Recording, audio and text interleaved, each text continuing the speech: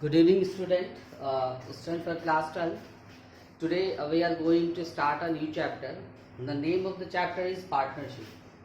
As you know, in your syllabus for class 12, we have a huge chapter of this partnership. Means this is the largest unit in your overall 12th accountancy syllabus. Now the some of the syllabus is being reduced by the CBSE due to pandemic, but let's see. We will try to learn these all because I want to be prepare yourself for the entrance exams of universities. Let's start. First of all, I used to say these words. If you want to start something, if you want to learn anything, a new means if you are going to learn any new chapter, then better to start with the definition. Everything is there in the definition. If you will learn and understand what the definition says, it will be easier to you to grasp the chapter. First of all, partnership act is 1932. हमारे देश में जो partnership act define है 1932 है. Company act 1956, further 2013, but partnership act is only one, that is 1932. और 19 partnership act के section 4 में partnership को डिफाइन किया गया है. I have written their definition. Partnership is the relation between person who have agreed to share the profit of a business carried on by all or any of them acting for all. ठीक है, ये है partnership की definition. मैं समझा दूं थोड़ा. Partnership दो मतलब संबंध है लोगों के बीच का, who have agreed to share the profit. जैसे एक इंसान के बीच में जैसे रिलेशंस होते हैं, कोई दोस्त होता है, कोई मतलब बुआ मासी, इस तरीके से, उसी तरीके से ये उन लोगों का एक संबंध है जो who have agreed to share the profit of a business, जो एक सहमति जताते हैं प्रॉफिट या लॉस को शेयर करने के लिए. कैरीड ऑन बाय ऑल, या वो बिजनेस जो कि सबके द्वारा चलाया जाता है, और any of them acting for all, या उनमें से किसी के द्वारा भी चलाया जाता है लेकिन वो सबके लिए होता है, एक्टिंग फॉर ऑल. ठीक है. फिर मैंने कुछ यहाँ पे मेन कैरेक्टरिस्टिक्स को डिफाइन किया है. मेन कैरेक्टरिस्टिक्स क्या है, देखिए. पहला नंबर ऑफ पर्सन, मैंने हेडिंग डाला more than 1 person but should not be excess to 50. तो मतलब देखिए, पार्टनरशिप के लिए क्या है, सोल प्रोप्राइटरशिप के लिए एक ही बंदा चाहिए. अब पार्टनरशिप के लिए भाई पार्टनरशिप किसके साथ करेंगे, कम से कम एक से ज्यादा तो होनी चाहिए. तो वही लिखा मैंने, मोर देन 1 पर्सन, एक से ज्यादा मतलब कम से कम 2 ना. अगर number of partners in partnership firm की बात करें तो एटलीस्ट 2 एंड मैक्सिमम 50. वैसे तो मैक्सिमम की कोई लिमिट नहीं है, लेकिन कंपनी एक्ट 2013 जो है इसको रेस्ट्रिक्ट करता है कि 50 से ज्यादा नहीं होना चाहिए, वरना और जगह पे प्रॉब्लम होने लगती है. सेकंड है एग्रीमेंट. आपको पता है, देखिए, ये म्यूचुअली अंडरस्टैंडिंग होती है. जैसे एमओयू होता है ना कंपनी में, मेमोरेंडम ऑफ अंडरस्टैंडिंग, उसी तरीके से म्यूचुअल अंडरस्टैंडिंग्स होती है अमंग्स द पार्टनर. जैसे सपोज हम 3-4 पार्टनर हैं, तो म्यूचुअल अंडरस्टैंडिंग होती है, और म्यूचुअल उस अंडरस्टैंडिंग के बीच में एक एग्रीमेंट बना लिया जाता है. एक बात और कि पार्टनरशिप के लिए कोई ज़रूरी नहीं है कि रिटन ही एग्रीमेंट हो, ओरल भी हो सकता है, लेकिन बेहतर होता है कि रिटन एग्रीमेंट हो. तो वही लिखा मैंने agreement. Partnership depends on agreement, मतलब पार्टनरशिप निर्भर ही करता है एग्रीमेंट पर. क्यों? क्योंकि जब दो लोग मिलकर के जब तक कि एग्रीमेंट नहीं होंगे, हाँ ठीक है आप ये करेंगे, मैं ये करूंगा, आप इतना शेयर देंगे, मैं इतना शेयर लूंगा, आप इतनी कैपिटल देंगे, मैं इतनी कैपिटल दूंगा, अगर ये एग्रीमेंट नहीं बनता है तो फिर पार्टनरशिप का है. तो पार्टनरशिप कहीं ना कहीं डिपेंड करती है पूरे तरीके से एग्रीमेंट पर, on the basis of rights and duties of partners. और किस आधार पर, जो उनके अधिकार हैं, राइट है और ड्यूटीज हैं.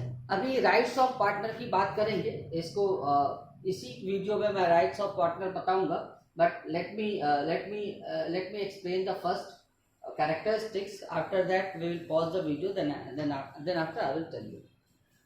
Profit sharing. Partner has to bear profit as well as losses too. अब प्रॉफिट शेयरिंग क्या होती है कि जिस पार्टनरशिप टर्म में जितने रेशियो पर ये लोग एग्री करते हैं कि ठीक है आप इतने इतने इतने हिस्से के लिए पार्टनर बन रहे हैं, मैं इतने के लिए पार्टनर बन रहा हूँ, वो इतने के लिए पार्टनर बन रहे हैं, जिसमें एग्रीमेंट हो जाता है, जिसमें सब लोग एग्री करते हैं, तो ये लोग partners has to bear profit as well as losses too. मतलब सिर्फ ऐसा नहीं है कि प्रॉफिट ही होगी, प्रॉफिट हो चाहे लॉस हो, वो उसी रेशियो में बियर करेंगे, जिस रेशियो में प्रॉफिट बियर करते हैं उसी रेशियो में लॉस को भी बियर करेंगे। No partner is liable to discharge others liabilities. और ये नहीं हो सकता कि एक पार्टनर की लायबिलिटी को कोई दूसरा डिस्चार्ज करे। ये नहीं कि अगर ए और बी पार्टनर हैं और बी के लिए कोई लायबिलिटी है तो अब ए के ऊपर पूरी जिम्मेदारी आ जाएगी, उनकी भी लायबिलिटी को पे करो, ऐसा कुछ नहीं होता ना।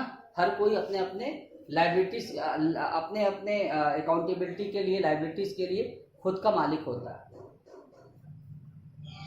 Relationship of principal, a partner acts for firm and for all partners.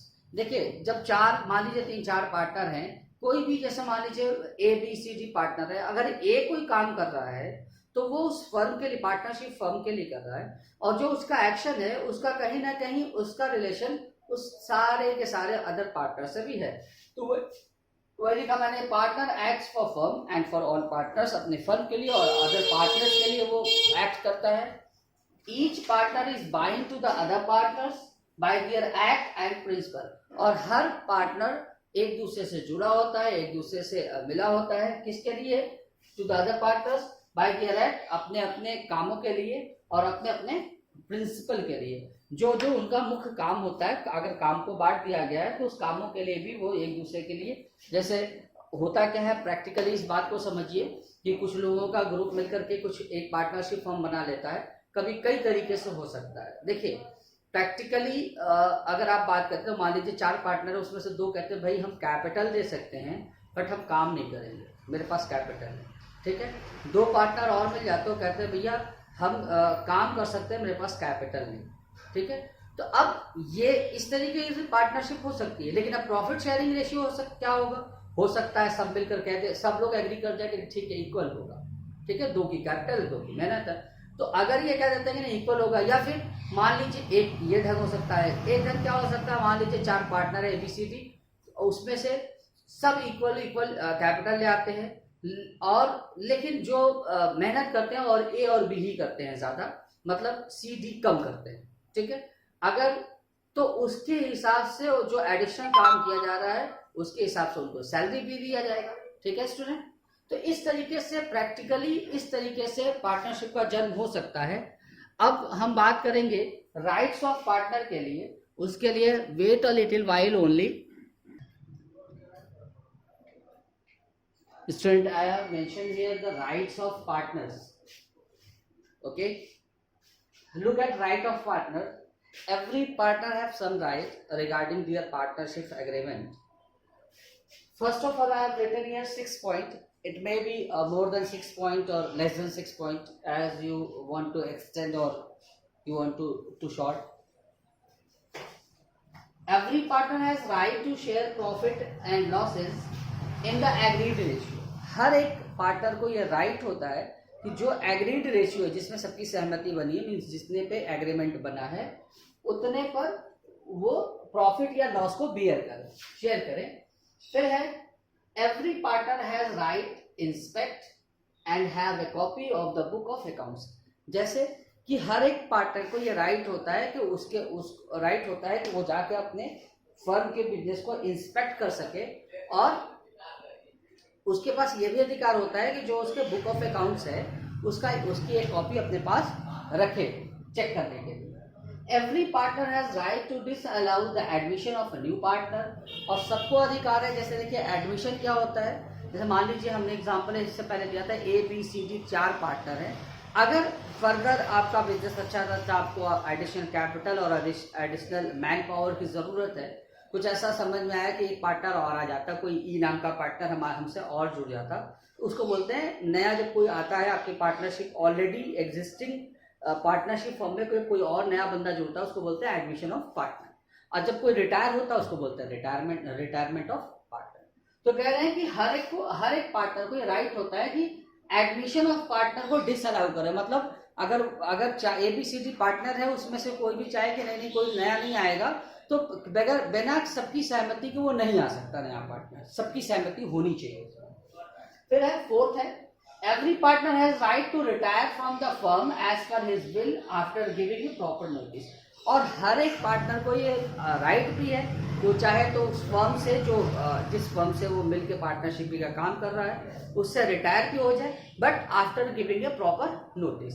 ये नहीं कि एकदम से आज रात में डिसीजन लिया कि भाई कल से मैं क्विट कर रहा हूँ, ऐसा नहीं। एक प्रॉपर नोटिस, सबकी कहीं ना कहीं सहमति होनी चाहिए ताकि फर्म को नुकसान ना हो। ठीक है। Every partner has right to consult in the matter related to the business. और हर पार्टनर को राइट है कि कंसल्ट करे, जो बिजनेस से रिलेटेड मैटर है उसको आपस में बैठ करके कंसल्ट करे। ये नहीं ये नहीं है, कोई तानाशाही नहीं है, डिक्टेटरशिप नहीं है कि नहीं भाई चलो भाई मैंने डिसीजन ले लिया, मैं चार पार्टनर हैं, मैं ए हूँ, मैंने डिसीजन ले लिया, सब लोग एक्सेप्ट करेगा, ऐसा नहीं।